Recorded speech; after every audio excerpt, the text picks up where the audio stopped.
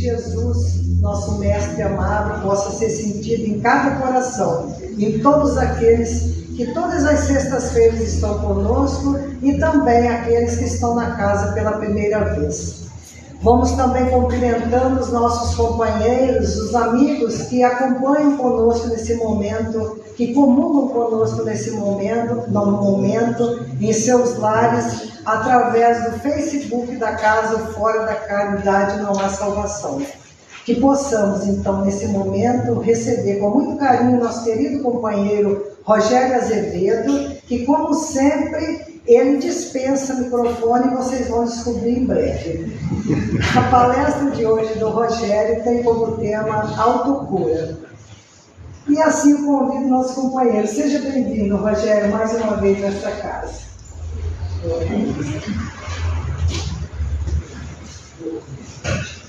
É sempre motivo de muita satisfação.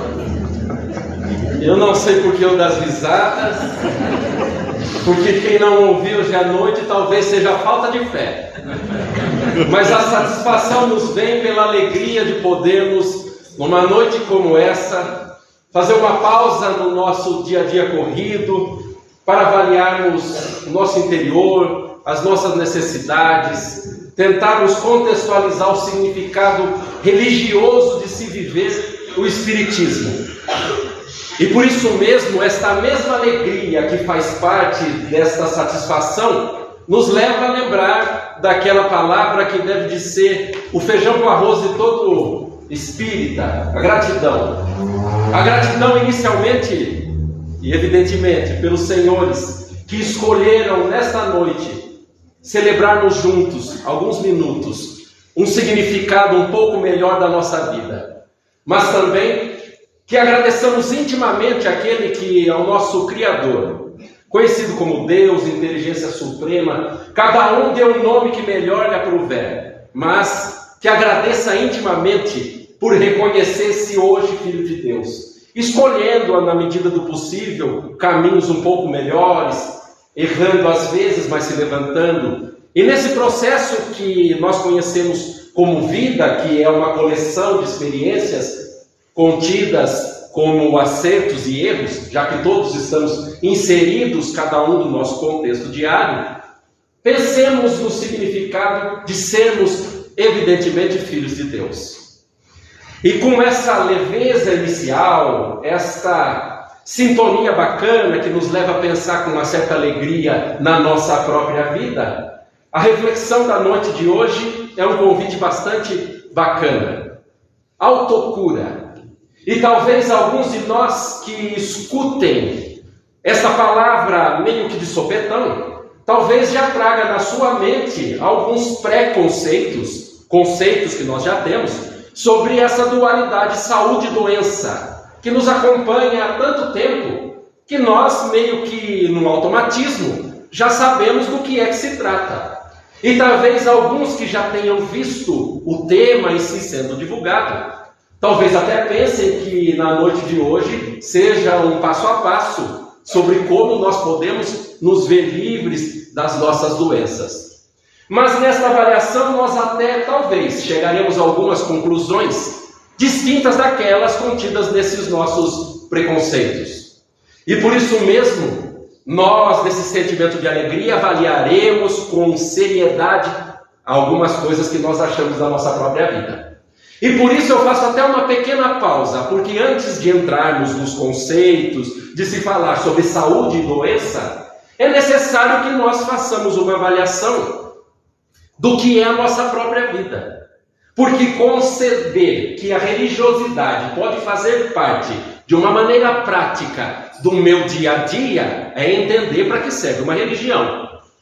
Obviamente nós, como espíritas, simpatizantes do espiritismo, ou até curiosos para tentar entender o que é essa doutrina, tentamos colocá-la a conta-gotas na nossa forma de viver, na nossa forma de entender a vida, e principalmente compreendendo por que cada um de nós segura a cruz que tem nos seus ombros todos os dias. E talvez esse seja o motivo pelo qual todos somos convidados a semanalmente buscar um refúgio. Quem sabe um consolo, quem sabe um escape. Talvez o momento seja hoje. E nesta pausa inicial que aqui farei uma passagem um tanto quanto autobiográfica, mas alguns de nós se reconhecerá nesta pequena passagem de breves minutos. Eu, quando muito jovem, 15, 16 anos, tinha alguns conceitos da vida que hoje julgo serem bastante distintos daquilo que eu acreditava. Pensava que com 15 anos a maior felicidade do mundo seria atingir a maioridade. Mas ao mesmo tempo observava aqueles que eram adultos à época, na casa dos seus 40 e 50 anos, mais ou menos, e tinha uma ideia e um conceito bastante errado naquela época. Julgava que aquela pessoa com esta idade já estaria mais ou menos com os dois pés na rampa de lançamento, para voltar para casa. E é tão engraçado que o tempo passou tão rápido, para mim, e talvez para vocês também, que as décadas se passaram, e de repente eu me dei conta que eu estou inserido entre essas idades, mais perto do 40 do que do 50. Mas, ao mesmo tempo, muita água foi embora, muita coisa aconteceu, mas também a minha ideia sobre o significado da idade, da madureza também. E assim, hoje eu olho aquele garotão de 70, 80, 90 e pouco. E interiormente eu logo me digo, calma lá que logo eu chego aí. Com saúde, com lucidez, com a cabeça boa. E à medida que nós fazemos essas avaliações que dependem da nossa maturidade, que acompanha as experiências que vivenciamos, observamos que o nosso corpo também passa por transformações, à medida que nós também vamos envelhecendo. À medida que o tempo passava nessas décadas também que se foram há muito tempo atrás, notei alguns cabelinhos brancos no espelho. Cabelinhos brancos que somente ocorrem na figura masculina, porque as mulheres utilizam alguns produtos químicos que mantêm a cor do cabelo. Mas nós homens observamos que algumas células do nosso couro cabeludo deixaram de produzir a tonalidade exatamente da maneira que era. E por isso mesmo nós vamos ficando meio prateados com o passar do tempo. Até que um dia, de repente, nem cor tem. Mas também olhamos no espelho e às vezes a nossa vida é tão corrida, empurramos tudo com a barriga, não prestamos atenção nem no nosso exterior e nem naquilo que sentimos, e nos damos conta de que algumas rugas aparecem e até assustamos com aquela figura que no espelho se apresenta depois de muito tempo. Mas esse é apenas o nosso exterior se transformando à medida que nós vamos envelhecendo. E nesse momento nos damos conta que a vida em si, para poder se processar, gasta energia. E por gastar energia se desgasta, a semelhança de uma vela com um ventilador na sua frente. Essa é a nossa vida. E nós vamos pensando que também, à medida que o nosso corpo vai se desgastando, é inevitável que, numa maneira ou outra, nós começamos a compreender que algumas partes do nosso corpo também existem. Exemplo pessoal também. Eu descobri há pouco tempo que eu tinha uma parte do corpo que eu nem me dava conta. Lombar. Alguns aí também devem ter notado que tem. Mas o tempo passou, algumas outras semanas, e eu notei que eu tinha joelho. Não porque eu observei e ele estava lá, mas porque todo dia ele me chama a atenção. E fala, eu estou aqui e vou contigo.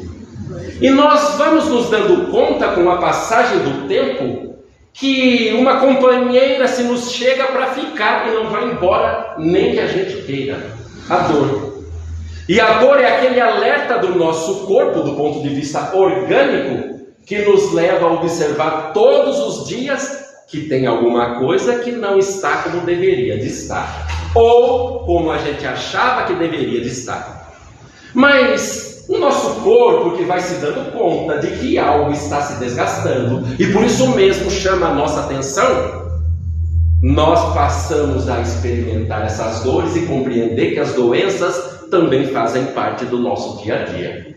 E nós até achamos que, de repente, como a temática seria o entendimento do que seria a autocura, descobriremos daqui a pouco, daqui uma meia hora, o que cada um de nós deve de fazer consigo para tirar a doença que tem.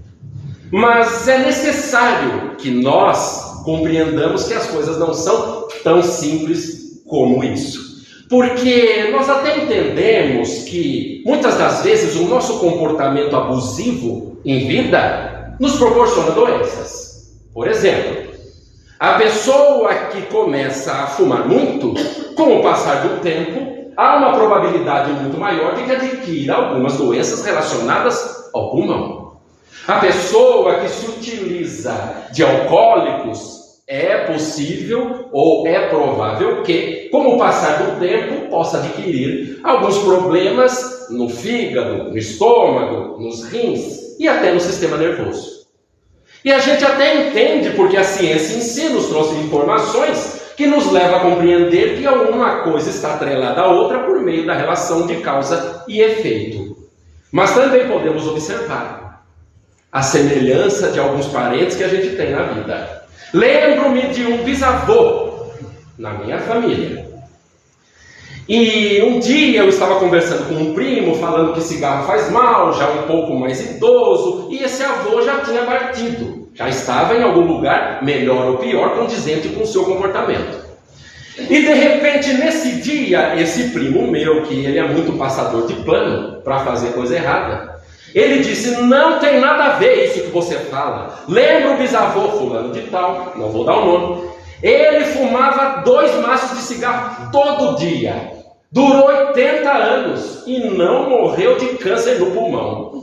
E eu mentalmente, mas virou uma locomotiva no outro lado da vida. Mas nós sabemos, pelo Espiritismo, que existe uma das leis que são ponto fundamental do Espiritismo: a reencarnação. Porque, obviamente, nós estamos falando sobre doença, observando a nossa vida, observando aquilo que nós fazemos, vendo se nós cometemos abusos ou não, no contexto de vida que temos. Mas também, às vezes, não achamos uma causa objetiva na doença que me chega agora.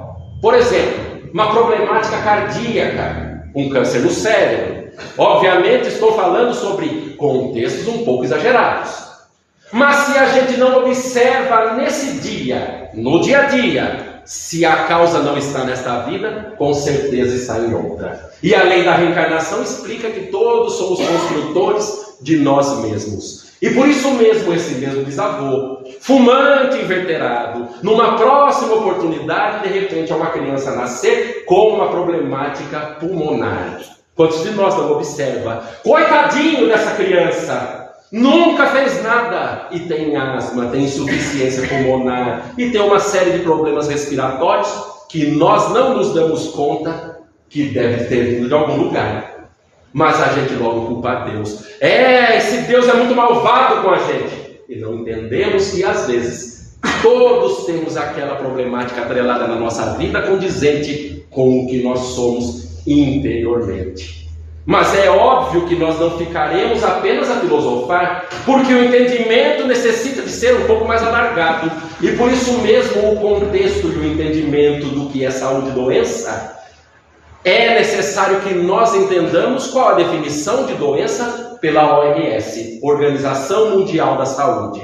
Alguns de nós ouviram essa primeira sigla durante a pandemia, e para nós agora se tornou até relativamente comum falar sobre OMS. E a OMS assevera que a doença não é apenas a ausência da problemática orgânica, a ausência da chamada doença física, mas também a ausência de desequilíbrios na área emocional, por meio das relações que temos uns com os outros, mas também desequilíbrios socioeconômicos que fazem parte muito bem da nossa vida. Eu sei que aqui talvez seja um tanto quanto imaginativo ter conta bancária vermelha, mas tem gente que tem, e daqueles que tem sabem o perrengue que é ser acompanhado de uma companheira como essa. E dessa maneira nós vemos que a nossa vida acaba sendo calcada num tripé que nos conceitua como relativamente doentes na essência. Porque todos podemos ter problemas financeiros, todos podemos ter problemas de relacionamento para com as pessoas e todos podemos ter problemas orgânicos com esse corpinho maravilhoso que Deus nos deu. E nós observamos que dessa maneira, o mundo no qual todos estamos inseridos é exatamente o mundo que merecemos ou que poderemos compreender como um mundo propício ao nosso estágio evolutivo. Um mundo de provas e de expiações. E de repente alguém falará: ah, mas já está mudando para a regeneração, não está? Está mudando, tem 1 milênio para a gente mudar.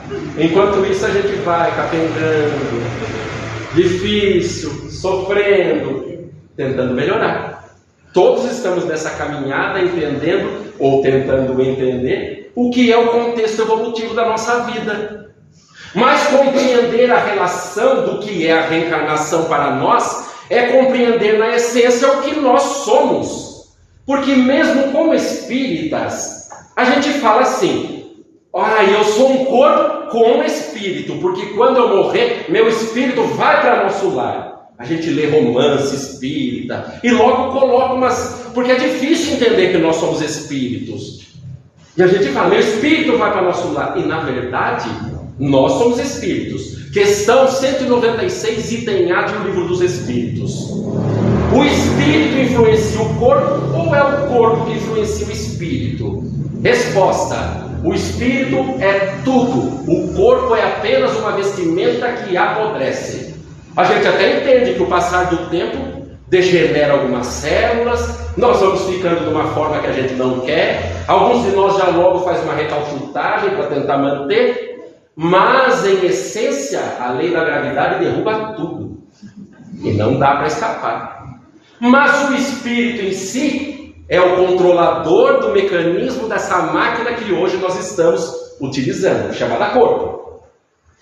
Vamos lá então, já que todos somos espíritas, que a gente gosta de espiritismo, e espiritismo também é cultura, vamos fazer uma pergunta: qual a diferença entre alma e espírito? Como a resposta foi uníssono, eu vou trazer aqui uma colinha. Alma é espírito reencarnado, nós.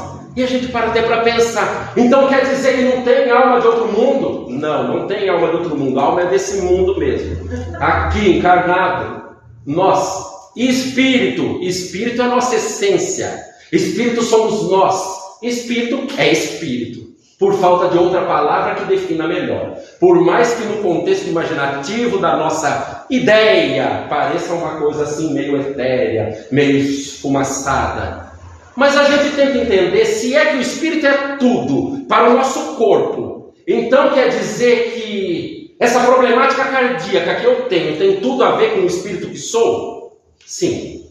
Então quer dizer que esse problema renal que tenho tem tudo a ver com aquilo que eu sou? Tem. Então quer dizer que esse problema do estômago que eu tenho todos os dias tem tudo a ver com o meu comportamento, com aquilo que sou? Tem. Felizmente para uns, infelizmente para outros. Mas o interessante é começarmos a estabelecer processos de conexão para que a gente entenda o porquê é que algumas doenças orgânicas se nos chegam. Mas é claro, alguns atrapalhamentos da nossa vida também nos chegam, porque a gente tenta entender como é que nós nos comportamos na vida que temos. Mas engraçado que nós, ao observarmos essa nossa vida e vermos que a única variável para todos nós rumo à perfeição é aquilo que conhecemos como tempo, nos dá uma noção muito exata do que é a nossa própria vida. Justamente porque, como espíritas, temos uma certeza absoluta para nós. E mesmo que não sejamos espíritas, apenas uma única certeza na vida de todo mundo que está aqui está de pé: vamos morrer. Vocês e eu também. E nesse dia fatídico, nós até ficamos com a impressão de que, talvez até uma torcida, de que nós façamos mais o bem do que o mal. Que a contabilidade da nossa vida seja mais positiva do que negativa. E que, de repente, esse contexto de saúde e doença nos leve a entender com um certo grau de maturidade um pouco melhor que as coisas são exatamente da maneira que são. E como nós estávamos falando de reencarnação, nós podemos até utilizar exemplos de pessoas que na sua vida entram em contextos muito complicados, que a gente fala, poxa vida, nasci com uma problemática no fígado, uma úlcera gástrica, uma cirrose hepática, sem ter bebido nem uma gota de álcool. Mas aquela vontade interna de tomar todos os dias. E o tempo vai passando e a gente saliva de ver. Só que a doença ali nos acompanhando. Numa situação como essa, a doença é uma bênção, porque impede que a pessoa desenvolva alguns erros na sua própria vida por conta própria. Então, muitas das vezes, na nossa própria vida, as dificuldades que se nos chegam são exatamente aquelas dificuldades educacionais que nós necessitamos. Dificuldades essas que nos fazem compreender que a vida em si tem sempre um porquê.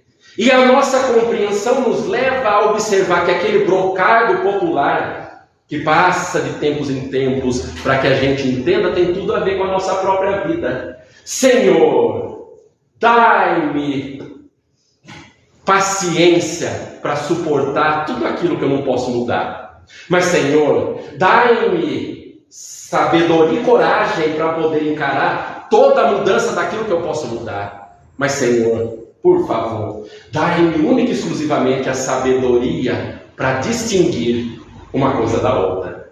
E a nossa vida vai se processando e nós olhando de uma maneira um pouco mais crítica quais são as situações de vida nas quais nós podemos mudar. Com seriedade, com verdade, com alegria. Porque ao observar a nossa vida, nós entendemos que às vezes nós, como criaturas doentes que somos, não estamos apenas comprometidos na área da doença física, da problemática orgânica, mas também comprometidos com as relações interpessoais que a gente tem.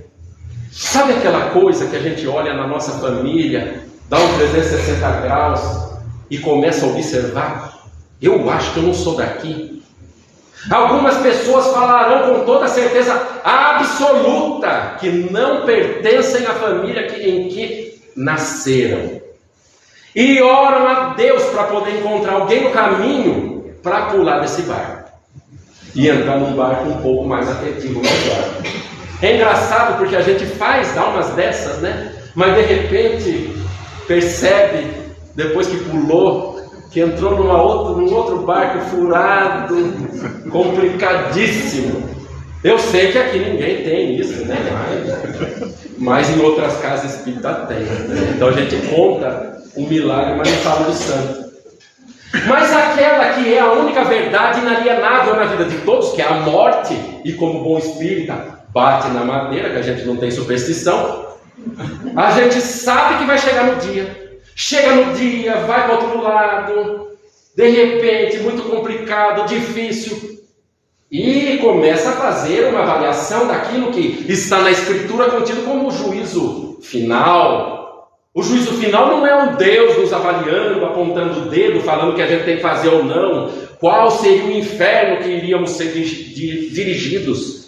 Mas o juízo final é o juízo que a nossa consciência fará da personalidade que nesse momento estava encarnada, vivenciando certas situações, certas experiências e até um certo contexto que nos leva a pensar assim na vida, um pouco melhor. Só que às vezes a gente se dá conta de que fez muita coisa errada e não conseguiu limpar do seu caminho todos os erros do passado, que é muito comum. E dá uma certa vergonha, uma certa tristeza, uma certa angústia saber que muitas das vezes a gente malbaratou o tempo. E obviamente nossos tutores, anjos da guarda ou aqueles que nos encaminham sabem dessa problemática nossa. E nós, como espíritos que somos, Gostaríamos de quitar esses boletos da Casa Bahia que não terminam nunca, numa paulada só. E a gente logo chega no nosso contexto reencarnatório e logo pergunta: espírito pode escolher o corpo que tem? Pode. Poder pode. E a gente aqui, vivo aqui, já começa a pensar: então acho que eu escolhi muito mal, viu? Podia estar um pouquinho melhor, assim, né? Aquela coisa de quem é baixo quer ser alto, quem é alto quer ser baixo, quem é mais gordinho quer ser mais magrinho. Ia ser aquele postinhos, né? Que a gente vive. Mas a gente fala, né? E tenta compreender. E ele responde para nós: dependendo do nível de consciência, o espírito tem uma liberdade maior para escolher tanto o corpo quanto a vida que terá e as experiências que vai ter. Nós que somos espíritas, sabemos da lei da reencarnação, logo sugerimos: então deixa eu escolher, porque eu quero quitar numa paulada só tudo. Eu quero vir surdo, mudo, paraplégico, sem braços, de tudo que tiver de ruim, porque assim eu pago numa só. E o nosso anjo da guarda, que é bastante mais inteligente, mais sabido e mais instruído do que nós, logo diz: não, pode parar, não vai ser isso aí não.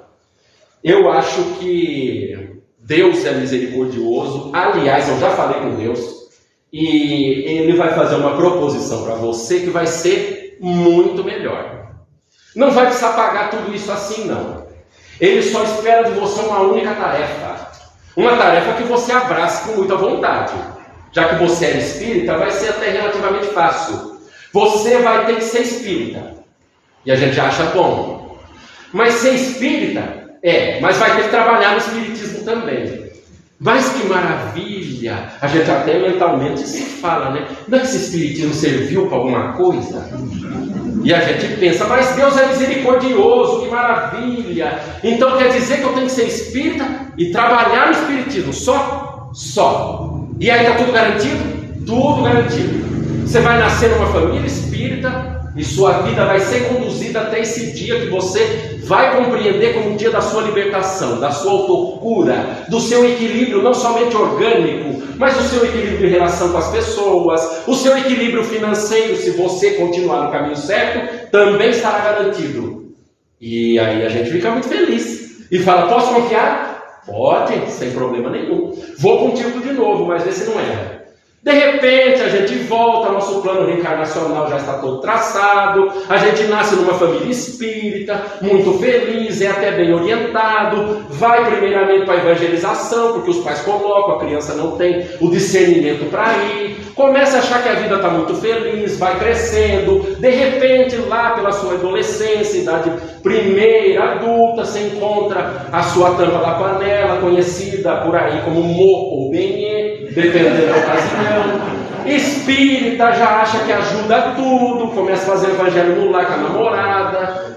Beleza, a vida está garantida e o tempo vai passando. E de repente um dia você vai frequentando a casa, vai achando que está tudo certo, mil maravilhas, aprende sobre Deus, os mecanismos da vida, mediunidade, assim vai. A gente até propagandeia. Mas também nesse dia a gente vai assistir uma palestra, e essa palestra toca nosso coração. Seja o assunto que for, cada um escolhe o seu. Ai meu Deus, essa palestra me chegou ao coração. Eu agora tenho que fazer uma coisa comigo mesmo. Chega de escantar banco do centro espírita e vamos começar a trabalhar. Mentalmente você pensando. Só que espírita, quando fica empolgado, já começa a mirar logo o dirigente da casa. Mas não somente o dirigente da casa. Nesse dia você fala: hoje é o presidente. Ai, seu Manuel, é você que eu quero. Eu quero o presidente hoje. O presidente para mim é o que eu quero. Eu até me arrepiei, aqui acho que foi espírita. Pelo arrepio foi Bezerra de Menezes. Eu já mando aquela, né? Fala: só estou esperando acabar a palestra, porque eu quero falar com alguém. Alguém que venha aos meus anseios, porque eu fui tocado por Bezerra de Menezes e o Espírito Santo. Levanta, vai até o presidente e logo diz: olha, seu Manuel, é o seguinte, eu aqui hoje fui tocado. Se não foi Bezerra de Menezes, foi Jesus. A gente é bem assim, não humilde. Eu senti, pelo meu arrepio, foi Jesus. Eu quero trabalhar no espiritismo. Eu acho que chegou o meu dia. O meu dia de fazer alguma coisa comigo. Porque eu passava até hoje, todos os dias, a perguntar qual a minha missão. Vamos fazer uma pequena pausa. Porque às vezes a nossa vida também se processa, né? Esses cabelos brancos que chegam para todos nós. Passa décadas atrás de décadas.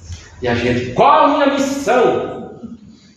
E de repente a gente vai observar que chegou aos 70 anos, 80 anos. Qual a minha missão? Dá até vontade de responder, né? Reencarnar. Próxima vez faz. Mas, saindo um pouco aqui desse corte, seu Manuel, fale para mim, o que tem para eu fazer? Seu Manuel olha com aquele sorriso maroto, de orelha a orelha. Domingo, 6 horas da manhã, nós vamos fazer um programa aqui que estava esperando apenas um trabalhador para começar. Porque centro espírita também é um negócio fenomenal, né? São sempre aquela meia dúzia segurando a alça do caixão. E chega um novo, é claro que sempre tem trabalho.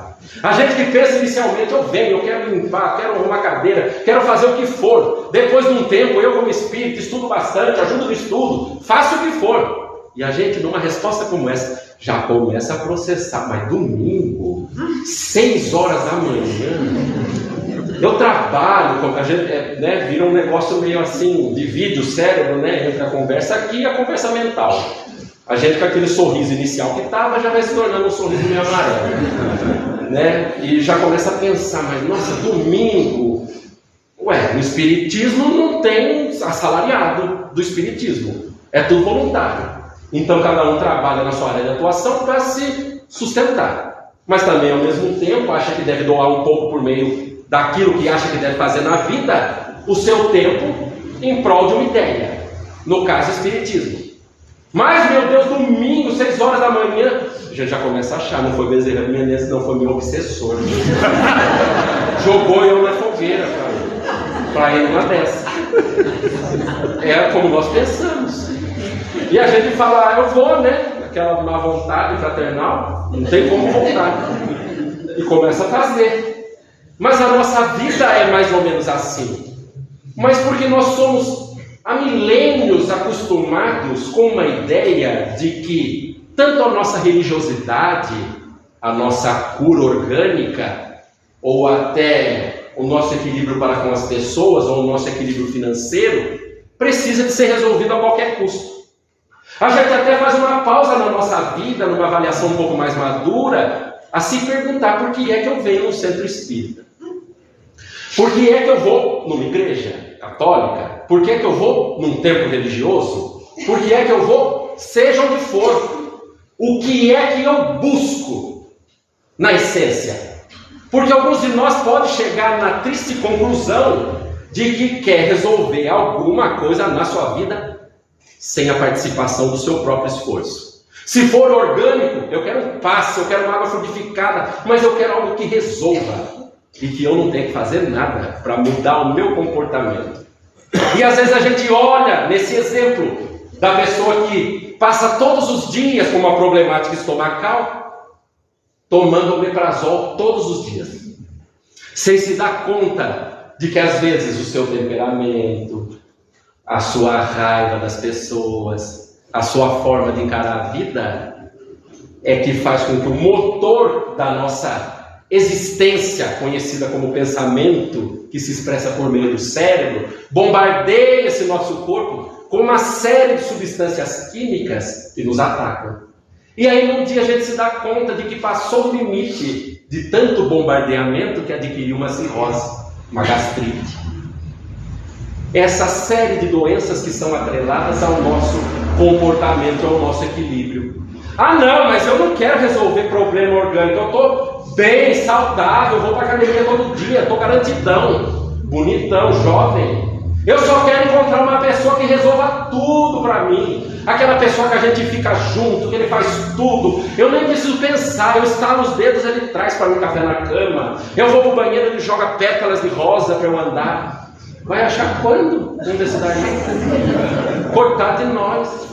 Só no outro mundo. Nesse daqui está difícil. E aí a gente para pensar. Mas meu Deus, eu queria pelo menos um pouquinho mais de dinheiro na minha vida. E a gente não se dá conta que às vezes a gente se esforça, batalha, vai para ganhar aquele salário maravilhoso no fim do mês. Mas um salário digno, um salário que robustece a nossa força de vontade, em que a gente fala, olha, eu ganho um pouco, mas sou eu que ganho. Isso aqui que está dentro de casa sou eu que compro. E compro mesmo, se eu puder comprar, eu compro. E nem que seja um carro parcelado 415 vezes. Em 3 encarnações. Mas a gente vai e faz. E esse equilíbrio contido entre o entendimento do que é a saúde e doença são os mecanismos que nos levam a entender o que é a nossa própria vida. Porque todos aqui estamos tentando entender um sentido do que é que nós somos em essência. Porque às vezes a gente tem uma vida que fecha-se-nos tanto as portas que a gente só sabe reclamar. Principalmente se a gente tem uma doença. E doenças, às vezes, que não foram adquiridas nessa vida. E por isso mesmo, doenças que têm origem expiatórias, provacionais, que não dá para sair fora. E se não dá para sair fora, a gente começa a observar alguns exemplos nessa vida que nos servem de exemplo prático. Todos, como espíritas, sabemos que existiu aqui, nesta terra, uma criatura que, na minha opinião, era a bondade personificada numa reencarnação. Chico Xavier. Aqueles mais novinhos que não sabem quem é Chico, procura no YouTube. A bondade em pessoa, alguém que olha do ponto de vista psicológico, vai demorar para voltar aqui para a Terra. Mas também alguém que nos serve de exemplo. E aqueles que de repente, desavisadamente, cruzam com a figura do Chico Xavier, podem até dizer, mas como era feio, não? Esteticamente, casca. Mas também bastava abrir a boca para a gente falar, mas quanta beleza, transborda a beleza desse ser. Qualquer um de nós aqui, no primeiro minuto, ele falando alguma coisa, a gente fala, eu quero passar uma semana aqui com o Chico. E quer. Só que também em contraposição, nós podemos observar que na atualidade, vocês se deram conta de que a criatura, quão bela está? Os jovens, tanta simetria, atléticos, bonitos, lindos. Só que também, ao mesmo tempo, abriu a boca da vontade de desencarnar. E a gente sempre tem uns exemplos assim, a gente tem uma expectativa, aquela coisa, e não é. Então nós vamos entendendo que às vezes a doença que nos chama a atenção é uma bênção na nossa vida. E quão bom é a gente poder aceitar com uma certa resignação a passagem pela dificuldade com alegria, com vontade, com harmonia. Porque a doença na nossa vida é muito particular. Às vezes nos traz humildade, às vezes nos traz resignação, coisa que a gente não tem num estado normal de vida, porque a gente quer ir para a balada, a gente quer abusar. Claro que no seu período propício, mas às vezes tem coisa que a gente faz na nossa vida que o abuso é tão abuso que muda o roteiro, que às vezes nos precipita num precipício. E é claro que nós estamos aí a observar, pensar na nossa vida de uma maneira prática, e de repente alguém aí está a vasculhar sua própria mente, sem saber qual é a saída para a sua doença. Porque às vezes está com os pés apoiados nesses 3 subtópicos. Está com problema financeiro. Às vezes não tem um ombro amigo, uma pessoa que entenda completamente. E às vezes também está passando por uma problemática orgânica difícil. E é complicado ter um sentimento de aceitação nesse momento que leve-nos a agradecer com sinceridade a existência. E agradecer a existência não é apenas falar obrigado, meu Deus, e aí está garantido. Mas é aquele agradecimento que às vezes nem palavra tem. Só que é um agradecimento que às vezes a gente nem sabe como fazer. E por isso, se você é uma dessas pessoas que está aí com o coração amuado, apertado, difícil, talvez seja momento de ter um pouco mais de maturidade e escolher, na verdade, mudar de vida. E mudar de vida não é encontrar alguma coisa que resolva a minha vida. mas é começar a compreender que a vida se processa à medida que nós vamos trabalhando o nosso interior, mas também exercendo um trabalho que é para fora de nós. Porque nós ficamos a pensar, meu Deus, como surgem esses que são os discípulos, os apóstolos de Cristo. Um exemplo, Chico Xavier. Outro exemplo, Madre Teresa de Calcutá, irmã Dulce, Martin Luther King Jr., cada um na sua área, Divaldo Franco, a cuidar de 3.500 crianças todos os dias. E nós, esses espíritos aqui que reclamam com gripe, como encarar uma atividade de suportar um trabalho numa casa espírita, por exemplo. Mas não precisa ser uma casa espírita, mas precisa ser um trabalho desenvolvido com desapego e muito boa vontade para a humanidade. Porque a essência da nossa vida e o encontro com o que seria a autocura passa muito mais pelo nosso autoencontro do que o encontro de alguma coisa pelo caminho. Encontrarmos conosco mesmo, sabermos para que cada um de nós veio aqui. Uma pergunta tão difícil, existencial. A gente passa a vida meio apagado, meio anestesiado, sem saber que o mais gostoso e o melhor é começar a trabalhar para tentar descobrir o que cada um de nós é. E o caminho é que se processa, que nos dá uma noção do que é a nossa vida e a nossa missão. E claro, meus amigos, eu não poderia deixar de lembrar que um bate-papo como esse passa-se rápido demais, mas também nos leva a compreender que a palavra que talvez seja o mote do nosso encontro é a palavra que foi o início da nossa conversa, aquela palavra conhecida como gratidão. A gratidão pela possibilidade de hoje estarmos aqui a pensar na nossa vida, avaliando contextos muito sérios sobre o que cada um de nós quer escolher para si, porque todos somos construtores da nossa própria vida e de nós mesmos. Mas também agradecer a possibilidade de hoje sermos espíritas, ter uma doutrina lógica que nos leva a entender o porquê nós sofremos, o porquê carregamos desequilíbrios e doenças dentro da nossa alma, e até compreender por que é que necessitamos de resignação para encontrar esse consolo e, quem sabe, um pouco mais de alegria no nosso coração. Assim, meus amigos, falta-nos apenas rogar a Jesus, a Deus, por uma oportunidade a mais, como essa, que nos fazem pensar, avaliar a nossa vida, esclarecermos todos, para quem sabe, escolher uma outra rota a ser seguida. É o que todos nós esperamos, ter um pouco mais de força, um pouco mais de ânimo. E eu aqui, claro, torço para que todos escolhamos em conta própria seguir algo melhor.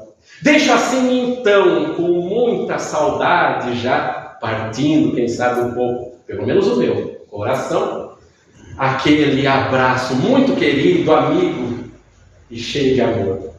Mas também rogo a Jesus, nossos amigos e os nossos amigos, que numa próxima oportunidade estejamos juntos aqui para pensar, refletir e quem sabe, se Deus quiser, mudar para melhor, se Deus quiser.